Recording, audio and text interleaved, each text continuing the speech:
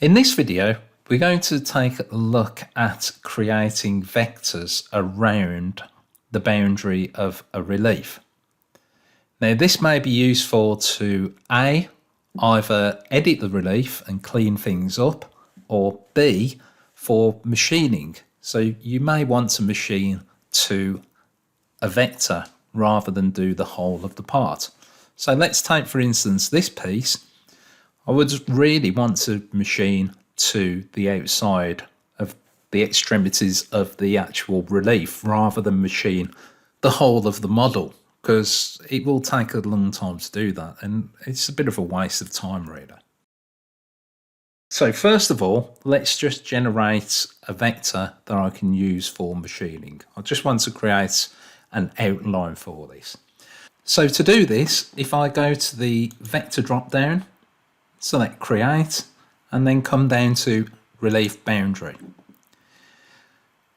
Now, I'm not going to mess around with the height range just to start with. I am going to turn on create smooth boundaries though. So it creates more of a smooth transition when it creates the vector. And all that you need to do is select create boundary, and it will create a vector going around this model. So if I were to machine this now, I could use this vector as my machining boundary.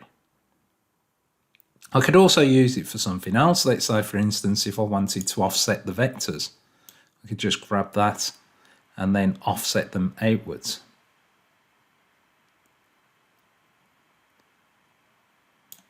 Like so. So there are numerous reasons why you would want this. I'm now going to show you the height range.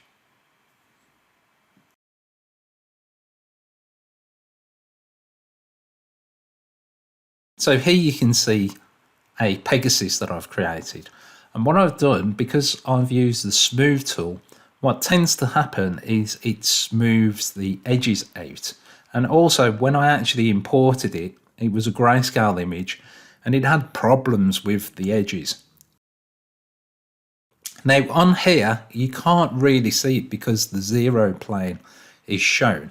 If I turn that off by selecting here, you can see that it's coming over the edges and it's not really what I want. So this is going to actually machine like this.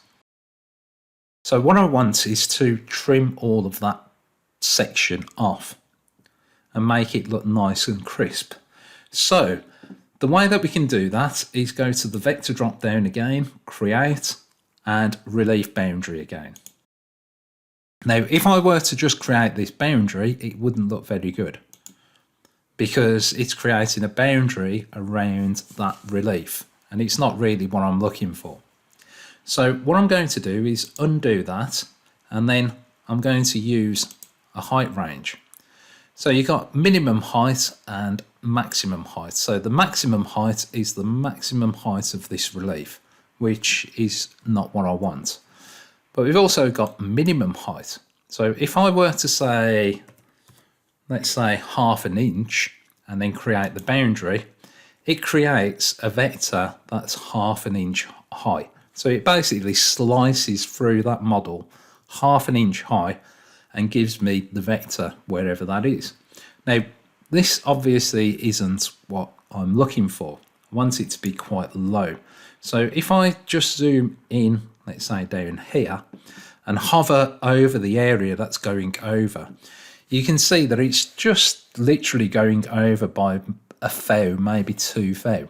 So what I can do is change that height range to something a bit larger, let's say 5 thou, and then create the boundary. And you can see that that's created a much better boundary for me. Now here, you can still see that I've got a few problems and it's not giving me a straight line. It's still giving me problems because this is still a little bit higher. So if you take a look down the bottom there, you can see that this is actually higher just slightly than 5 thou. So if I undo that and change it to, let's say, 10 thou, and create a boundary, that looks a lot better.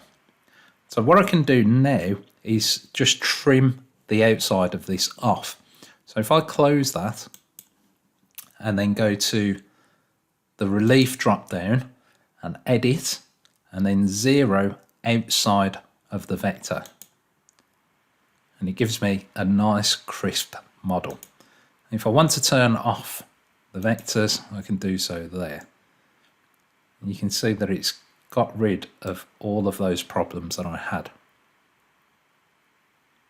So that's how you create vectors around reliefs, by creating relief boundaries.